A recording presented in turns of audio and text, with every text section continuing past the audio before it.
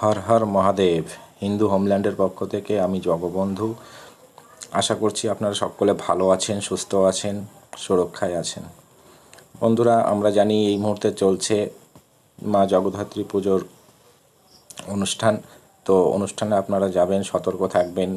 তার কারণ যেভাবে বেধর্মী মানুষদের উৎপাত, সেখানে আমাদের হিন্দু মা বোনেদের সেফটি খুবই রাখা দরকার। তো সব কিছুর মাঝখান দিয়ে একটু ঘুরে বেড়ানো খুব প্রয়োজন। এটা দেখতে পাচ্ছেন একটা ওয়াটার পার্ক। আমি একটা বন্ধুর সাইডে গেছিলাম ঘুরতে, সেখানে গিয়ে একটু ভিডিও করেছিলাম।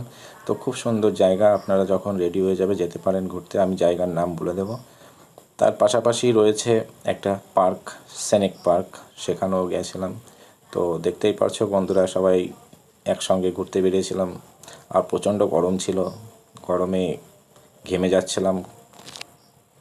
তো তার মাঝখান দিয়েও আনন্দ ফুর্তি উল্লাস সবই করেছি, এবং কি অনেক সুন্দর